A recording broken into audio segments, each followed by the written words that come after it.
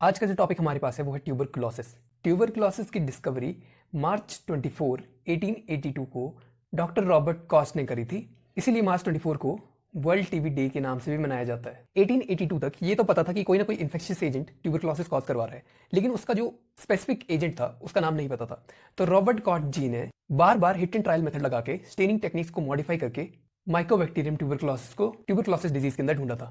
हिंदी में ट्यूबरकुलोसिस को क्षय रोग के नाम से भी जाना जाता है। अब बेसिक डेफिनेशन से स्टार्ट करते हैं। ट्यूबरकुलोसिस एक स्पेसिफिक इन्फेक्शियस ग्रैनुलोमेटस डिजीज है। अब इसका मतलब समझेंगे। यहाँ स्पेसिफिक का मतलब है कि ये डिजीज एक पर्टिकुलर ऑर्गेनिज्म से ही होती है जिसका नाम है माइकोबैक्टीरियम ट्यूबरकुलोसिस। इन्फेक्शियस का मतलब होता है कि डिजीज एक पर्सन से दूसरे पर्सन तक इजीली स्प्रेड कर सकती है। और एक granuloma basically aggregation of macrophages से बनता है, जो कि एक तरह का डिफेंसिव मैकेनिज्म है बॉडी का अगेंस्ट क्रॉनिक इन्फ्लामेशन। और डिजीज का मतलब हम सब जानते हैं, दैट इज डिस्टर्ब्ड ईज। यानी हिंदी में अगर डेफिनेशन बोली जाए तो ट्यूबरकुलोसिस एक घातक संक्रामक बीमारी है। और ट्यूबरकुलोसिस का जो स्पेसिफिक कॉज है दैट इज माइकोबैक्टीरियम ट्यूबरकुलोसिस। जैसा कि हम जानते हैं कि ट्यूबरकुलोसिस एक बहुत बड़ी और बहुत कॉमन प्रॉब्लम है डेवलप्ड और अंडर डेवलप्ड कंट्रीज की। देखा जाए तो ये माइकोबैक्टीरियम ट्यूबरकुलोसिस बैक्टीरिया जो है ये बॉडी में मैक्सिमम ऑर्गन्स को इफेक्ट करने की ताकत रखता है। इसीलिए ट्यूबरकुलोसिस बहुत से ऑर्गन्स में देखा जाता है, जैसे कि intestine, meninges, bones, joints, lymph, glands, skin and other tissues of the body. ये ट्यूबरकुलोसिस डिजीज कैटल या एनिमल्स के अंदर भी देखी जाती है। यहाँ से जो इन्फेक्टेड मिल्क है अगर कोई ह्यूमन इंजेस्ट कर ले तो उसमें भी ट्यूबरकुलोसिस का इन्फेक्शन हो सकता है। अब बात करते हैं इटियोलॉजी या कॉज ऑफ डिजीज की। कॉज जैसे कि हमने पहले भी डिस्कस किया है, that is Mycobacterium tuberculosis. Mycobacterium tuberculosis एक फैकल्टेटिव इंट्रासेलुलर पैरासाइट है। फैकल्टेटिव का मतलब होता है कि इसके लिए कोई कंपल्शन नहीं है कि बॉडी के अंदर ही ये लिविंग कंडीशन में रहेगा। ये बॉडी के बाहर भी सर्वाइव कर सकता है और बॉडी के अंदर तो करेगा ही करेगा अगर इन्फेक्शन कॉज कर रहा है तो। और इंट्रासेलुलर का मतलब यहाँ पे होता है विद इन द सेल। और पैरासाइट ऐसा ऑर्गेनिज्म होता है जो दूसरे ऑर्गेनिज्म से खाना पानी लेकर उसे ही हार्म करता है। अब ह्यूमन स्ट्रेन्स माइकोबैक्टीरियम ट्यूबरकुलोसिस के ज्यादातर रिस्पॉन्सिबल होते हैं for most of the cases of tuberculosis. लेकिन बाकी स्ट्रेन्स जैसे कि हमने पीछे बात की फ्रॉम द एनिमल सोर्सेस, तो वहां पर अनपॉस्चराइज्ड मिल्क के इनटेक से इलनेस किसी भी इन्फेक्टेड काउ से ह्यूमंस में इजीली ट्रांसमिट हो सकती है। इस ट्यूबरकुलोसिस को कहते हैं बोवाइन ट्यूबरकुलोसिस। अब बेसिकली माइकोबैक्टीरियम ट्यूबरकुलोसिस दिखता कैसे है उसके बारे में बात करते हैं। Mycobacterium tuberculosis rod shaped, non spore forming and thin aerobic bacteria होता है। इसके अलावा माइकोबैक्टीरियम ट्यूबरकुलोसिस एक एसिड फास्ट बेसिलाई है, यानी स्टेन होने के बाद जब हम definite amount of acid alcohol से स्टेन को रिमूव करने की कोशिश करते हैं या डीकलराइज करने की कोशिश करते हैं तो स्टेन इजीली रिमूव नहीं होता। अब एसिड फास्टनेस मेनली 3 रीजंस की वजह से बैक्टीरिया के अंदर देखी जाती है। सबसे पहला रीजन है मायोकोलिक एसिड, नंबर सेकंड रीजन है long chains of cross linked fatty acids और नंबर थर्ड रीजन है बाकी सेल वॉल लिपिड्स। इंडिया की बात करें तो मेल्स ज्यादातर अफेक्टेड होते हैं as compare to females for the tuberculosis infection. अब नेक्स्ट बात करते हैं एपिडेमोलॉजी की। एपिडेमोलॉजी का मतलब है the branch of science that deals with spread and control of the disease. अब मेडिकल फैसिलिटीज की वजह से जो डेवलप्ड कंट्रीज हैं वहां पर बहुत ही ज्यादा कम केसेस इस डिजीज के पाए जाते हैं, लेकिन अंडर डेवलप्ड और डेवलपिंग कंट्रीज में इस डिजीज का प्रोग्रेशन कंपैरेटिवली बहुत ही ज्यादा है। अब गवर्नमेंट इनिशिएटिव्स भी हैं जो कि ट्यूबरकुलोसिस के इन्फेक्शन को कंट्रोल करने में हेल्प कर रहे हैं, जैसे कि DOTS treatment, that is directly observe treatment, short term और short course and DOTS plus. इसके साथ साथ हमारी गवर्नमेंट ने नेशनल ट्यूबरकुलोसिस एलिमिनेशन प्रोग्राम भी स्टार्ट किया है, जिसके हिसाब से 2025 तक हम ट्यूबरकुलोसिस को एलिमिनेट करने की कोशिश करेंगे फ्रॉम इंडिया। अब बात करते हैं पैथोजेनेसिस की, यानी डेवलपमेंट डिजीज की किस तरह से हो रही है उसको हम पैथोजेनेसिस बोलते हैं। अब सबसे पहले किसी भी इन्फेक्शन में एंट्री होगी माइक्रोब की into the host.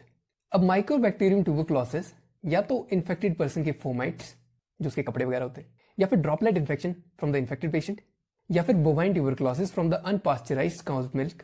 In 3 main reasons की वजह से ट्यूबरकुलोसिस जो है वो होस्ट को इन्फेक्ट करता है। अब इनमें से सबसे ज्यादा कॉमन ट्रांसमिशन का जो एजेंट है दैट इज ड्रॉपलेट इन्फेक्शन। जैसा कि हम जानते हैं कि ज्यादातर ड्रॉपलेट्स इनहेलेशनल रूट से ही बॉडी के अंदर एंटर करते हैं। इनहेलेशन के साथ जो नॉर्मल डिफेंसिव लाइनिंग्स है बॉडी के अंदर वो कुछ परसेंटेज ऑफ माइक्रोब्स को ट्रैप कर लेती है, और एक्सहेलेशन के साथ बॉडी से वो जो ट्रैप माइक्रोब्स हैं वो बॉडी से बाहर निकल जाते हैं। बाकी कुछ परसेंटेज माइक्रोब्स का जो है वो सीलरी एक्शन से रेस्पिरेटरी ट्रैक्ट से बाहर निकल जाता है, और लगभग 10% से भी कम बैक्टीरिया जाकर एल्वियोलाई पर पहुंचते हैं। अब ये माइकोबैक्टीरियम ट्यूबरकुलोसिस के जो बैक्टीरिया हैं वो एल्वियोलाई पर पहुंचकर अपना हमला इनिशिएट कर देते हैं, जिसमें होस्ट और बैक्टीरियल इंटरेक्शन स्टार्ट हो जाती है, जिसकी 2 पॉसिबिलिटीज निकल कर आएंगी।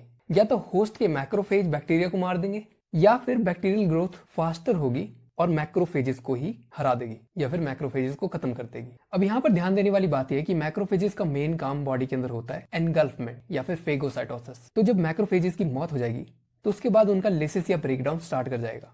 जिसकी वजह से कीमोटैक्टिक फैक्टर्स यानी केमिकल स्टिमुलस बॉडी के अंदर एक्टिवेट हो जाएंगे। अब केमिकल स्टिमुलस की वजह से जो नॉन एक्टिवेटेड मोनोसाइट्स हैं बाकी बॉडी के अंदर, वो ब्लड स्ट्रीम से ट्रैवल करके इन बैसिलाई की तरफ अट्रैक्ट होना स्टार्ट कर देंगे और ये जो बैसिलाई लाइज्ड मैक्रोफेजेस से बाहर निकले हैं, इन्हें मोनोसाइट्स इंजेस्ट कर लेंगे या फिर एनगल्फ कर लेंगे। इस स्टेज को हम इनिशियल इन्फेक्शन स्टेज कहेंगे और ये ज्यादातर एसिम्प्टोमेटिक होती है पेशेंट्स के अंदर। अब इन्फेक्शन के 2 से 4 हफ्ते बाद टिश्यू डैमेजिंग सिम्टम्स और मैक्रोफेज एक्टिवेटिंग रिस्पॉन्स बॉडी में देखा जाता है। इससे डेवलपमेंट ऑफ स्पेसिफिक इम्यूनिटी जो है बॉडी के अंदर स्टार्ट हो जाती है और large number of activated macrophages ये एक्यूमुलेशन हो जाती है प्राइमरी लीजन की साइट पर। अब मैक्रोफेजेस की एक्यूमुलेशन की वजह से एक ग्रैनुलोमेटस रिएक्शन या ट्यूबरकल की फॉर्मेशन प्राइमरी लीजन की साइट पर दिखाई देगी।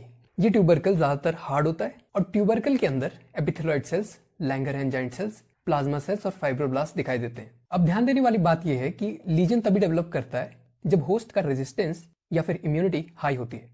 अब अगले पॉइंट की बात करते हैं। सेल मीडिएटेड इम्यूनिटी की वजह से मेजॉरिटी ऑफ इंडिविजुअल्स में 2 फैक्टर्स देखे जाते हैं। सबसे पहले जो लीजन के अराउंड लोकल मैक्रोफेजेस प्रेजेंट है वो एक्टिवेट हो जाते हैं और नंबर 2 चीज है कि लिम्फोकाइंस रिलीज हो जाती है। ये दोनों फैक्टर्स फर्दर बैसिलाई को न्यूट्रलाइज करने में हेल्प करते हैं और टिश्यू की डिस्ट्रक्शन को बढ़ने से रोकते हैं। अब ये जो लीजन माइकोबैक्टीरियम ट्यूबरकुलोसिस की वजह से बना है, उसके कुछ कैरेक्टर्स होते हैं। उसका सेंट्रल पार्ट जो है वो केजियस सॉफ्ट और चीजी नेक्रोटिक मटेरियल से फिल्ड हो जाता है, इसीलिए हम इसे केजियस नेक्रोसिस भी बोलते हैं। इसके बाद नेक्रोटिक मटेरियल की कैल्सिफिकेशन स्टार्ट हो जाती है, जिससे लेटर स्टेजेस में ट्यूबरकुलोसिस के अंदर रैनेज कॉम्प्लेक्स बनता है। रैनेज कॉम्प्लेक्स लंग पैरेन्काइमा और हाइलर लिम्फ नोड्स में देखा जाता है। अब केजियस नेक्रोटिक मटेरियल की सबसे पहले लिक्विफैक्शन स्टार्ट हो जाएगी विद टाइम। लिक्विफैक्शन का मतलब है कि एक लिक्विड मटेरियल की फॉर्मेशन होना स्टार्ट हो जाती है। ये लिक्विड मटेरियल डिस्चार्ज होकर लंग्स के अंदर चला जाता है। अब जहां से डिस्चार्ज हुआ वो जगह खाली हो गई, जिसमें कैविटी फॉर्मेशन स्टार्ट हो जाएगी। फाइनली कैविटी की स्पॉन्टेनियस हीलिंग सेलुलर कोलैप्स और फाइब्रोसिस से अकर करती है। सेलुलर कोलैप्स और फाइब्रोसिस के बाद कैल्सिफिकेशन हो जाती है कैविटी की, जिसमें बैक्टीरिया अभी भी परसिस्ट करता है, यानी कैल्सिफिकेशन के बाद भी बैक्टीरिया कैविटी के अंदर प्रेजेंट होता है। अर्ली स्टेजेस जो इन्फेक्शन के होते हैं माइकोबैक्टीरियम ट्यूबरकुलोसिस के, वो मेनली मैक्रोफेजेस, लिम्फ नोड्स या ऑर्गन्स और टिश्यूज तक पहुंच सकते हैं। लेकिन जिन बच्चों में इम्यूनिटी बहुत कम होती है वहां हेमाटोजीनियस स्प्रेड भी स्टार्ट हो जाता है, जिसकी वजह से फेटल मिलरी ट्यूबरकुलोसिस अकर कर सकता है, जो कि फर्दर ट्यूबरकुलोस मेनिंजाइटिस भी कॉज कर सकता है। ये थी पूरी पैथोजेनेसिस। अब क्लिनिकल फीचर्स की बात करते हैं। क्लिनिकल फीचर्स में हम 2 चीजें देखते हैं, साइंस और सिम्टम्स। साइंस वो चीजें होती हैं जो कि हम ऑब्जर्व करते हैं पेशेंट के ऊपर, और सिम्टम्स वो चीजें होती हैं जो पेशेंट हमें खुद बताता है। इनिशियल स्टेजेस में जो साइंस और सिम्टम्स होते हैं वो रिमार्केबली इनकंस्पिक्यूअस होते हैं, यानी इजीली नोटिसेबल नहीं होते, ना ही पेशेंट को ना ही हमें। मगर जैसे जैसे ये डिजीज प्रोग्रेस करती है तो कुछ चीफ सिम्टम्स बॉडी के अंदर दिखना स्टार्ट हो जाते हैं। सबसे पहले एपिसोडिक फीवर आता है, यानी बार बार पेशेंट को बुखार आएगा। दूसरी चीज, पेशेंट को चिल्स फील होंगे, यानी ठंड लगना स्टार्ट हो जाएगी, एक्सेसिव ठंड लगना स्टार्ट हो जाएगी।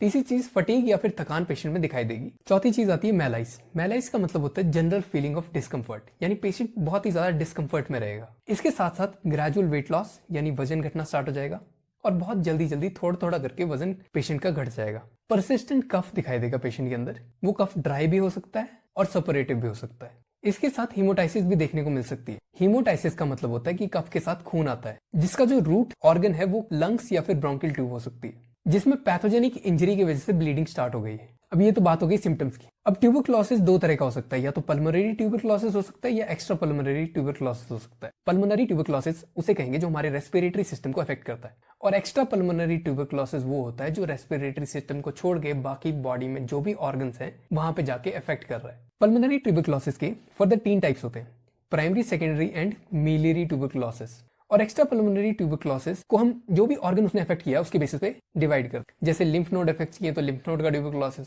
प्लूरा अफेक्ट किया तो प्लूरा का ट्यूबरकुलोसिस, ऐसे ही बोन्स, जॉइंट्स, मेनिंजेस और पेरियोस्टियम, जो भी ऑर्गन अफेक्टेड होगा उसी का ट्यूबरकुलोसिस हम उसे कह देंगे। अब HIV इंडिविजुअल्स के अंदर हेमाटोजेनिस डिसेमिनेशन जो है वो बहुत ज्यादा प्रोमिनेंट देखी जाती है, मतलब ब्लड में माइकोबैक्टीरियम ट्यूबरकुलोसिस इजीली स्प्रेड कर जाता है, जिससे एक्स्ट्रा पल्मोनरी ट्यूबरकुलोसिस के ज्यादा कॉमन चांसेस HIV पेशेंट के अंदर दिखाई देते हैं। अब नेक्स्ट बात करते हैं। प्राइमरी ट्यूबरकुलोसिस बेसिकली बच्चों में दिखाई देता है, लेकिन अडल्ट्स में भी देखा जा सकता है। मेजॉरिटी ऑफ द केसेस में प्राइमरी ट्यूबरकुलोसिस एसिम्प्टोमेटिक होता है, यानी कोई सिम्टम शो नहीं करता। कुछ केसेस में फेब्राइल इलनेस यानी बुखार रहेगा, 38 to 40 डिग्री सेंटीग्रेड का कांस्टेंट बुखार रहता है पेशेंट को, और कफ भी देखा जा सकता है। ये ड्राई और स्पूटम वाला कफ दोनों तरह का हो सकता है। अब पोस्ट प्राइमरी टीबी या फिर सेकेंडरी ट्यूबरकुलोसिस के सिम्टम्स में फीवर, कफ, चेस्ट पेन और हीमोटाइसिस ज्यादा प्रोमिनेंट हो जाती है पेशेंट के अंदर। अब तीसरी बात आती है मिलियरी ट्यूबरक्लोसिस के सिम्टम्स की, यानी जो डिससेमिनेशन, चाहे वो ब्लड से हो चाहे वो लिम्फ से हो, ट्यूबरक्लोसिस बॉडी के बाकी पार्ट्स के अंदर फैला है, उसे मिलियरी ट्यूबरक्लोसिस कहते हैं। इसमें भी पहला पॉइंट एक्यूट फेब्राइल इलनेस यानी बुखार वाली इलनेस सबसे ज्यादा कॉमन होती है। मगर अडल्ट जो होते हैं जिनको मिलियरी ट्यूबरक्लोसिस का इन्फेक्शन हुआ है, वहां पर हेल्थ बहुत ज्यादा डिटीरियोरेट करना स्टार्ट कर देती है, लॉस ऑफ वेट दिखाई देता है, और एक और बहुत important character that is bilateral crackles on auscultation सुनाई देती है। क्रैकल्स का मतलब होता है पट-पट की आवाज। बायलेटरल का मतलब है कि दोनों साइड ऑफ लंग्स पे सुनाई देगी, और ऑस्कल्टेशन का मतलब है जब हम स्टेथोस्कोप से सुनेंगे तब। जब पेशेंट इंस्पायर करेगा और हम स्टेथोस्कोप से लंग्स की आवाज सुनेंगे तो वहां पर हमें बायलेटरल क्रैकल्स सुनाई देंगे। इसके साथ साथ हेपेटोस्प्लीनोमेगाली हो जाती है, यानी लिवर और स्प्लीन की एनलार्जमेंट हो जाती है। लिम्फेडिनोपैथी हो जाती है, यानी लिम्फ नोड स्वेल कर जाते हैं। और बच्चों के अंदर एक बहुत इंपॉर्टेंट कैरेक्टर देखा जाता है दैट इज क्रॉनिक ट्यूबरकल्स। ये ट्यूबरकल्स आइज के कोरॉइड के ऊपर देखे जाते हैं, इसलिए इनका दूसरा नाम कोरॉइड ट्यूबरकल्स भी होता है, जो कि अडल्ट्स में बहुत रेयरली मिलता है। अब ट्यूबरक्लोसिस इन्फेक्शन सबमैंडिबुलर और सर्वाइकल लिम्फ नोड्स में स्प्रेड कर सकता है, जिससे glandular swellings Mycobacterium tuberculosis bacilli की वजह से दिखाई देती है। अब ये ट्यूबरक्लोसिस लिम्फेडेनाइटिस जो है वो प्रोग्रेस करता है और एब्सेस फॉर्मेशन स्टार्ट कर देता है, यानी कि ऐसी कैविटी की फॉर्मेशन स्टार्ट कर देता है जिसमें पस फिल्ड प्रेजेंट होती है, और ये पूरी कैविटी जो है वो सराउंडेड होती है बाय द इन्फ्लाम टिश्यू। अगर ऐसा नहीं होगा तो ग्रैनुलोमेटस लीजन की तरह ये प्रोग्रेस करना स्टार्ट कर देगा। दोनों केसेस में स्वेलिंग ऑफ लिम्फ नोड्स दिखाई देती है, या तो ग्रैनुलोमेटस प्रोग्रेशन हो जाए तब भी स्वेलिंग दिखाई देगी, और ट्यूबरकुलर लिम्फेडेनाइटिस हो जाए तब भी स्वेलिंग दिखाई देगी। ये स्वेलिंग जो होती है वो टेंडर और पेनफुल होती है, और जो स्वेलिंग को कवर करने वाली स्किन है उसमें भी इन्फ्लामेशन दिखाई देती है। और अगर ऊपर एब्सेस फॉर्मेशन हुई है तो टिपिकली क्या होता है कि लिम्फ नोड की मेम्ब्रेन जो है वो परफोरेट हो जाती है विद टाइम, और पस का डिस्चार्ज जो है वो स्टार्ट हो जाता है। इस पस के डिस्चार्ज से जो भी ऑर्गन्स पस के कांटेक्ट में आते हैं जिसके अंदर इन्फेक्टेड माइकोबैक्टीरियम बैसिलाई है, वहां पर री इन्फेक्शन बॉडी के अंदर स्टार्ट हो जाता है, यानी दूसरे ऑर्गन का टीबी भी स्टार्ट हो जाता है। अब नेक्स्ट बात आती है प्राइमरी ट्यूबरक्लोसिस ऑफ स्किन के बारे में, जिसका दूसरा नाम है ल्यूपस वल्गारिस। ये टीबी की फॉर्म दोनों अडल्ट्स और बच्चों के अंदर देखी जाती है। ये एक नोटोरियसली प्रेसिस्टेंट डिजीज है, यानी बहुत ही जिद्दी सी बीमारी है जो कि बॉडी से इजीली एलिमिनेट नहीं होती। इसमें पैपुलर नोड्यूल्स दिखते हैं जिनमें फ्रीक्वेंटली अल्सरेशन हो जाती है, और ये नोड्यूल्स फेस या फिर बॉडी के किसी भी पार्ट पर प्रेजेंट हो सकते हैं। जहां पर भी स्किन प्रेजेंट है वहां पर ये पैपुलरी नोड्यूल्स प्रेजेंट हो सकते हैं। This is all for the part 1. Stay tuned for the part 2 of tuberculosis.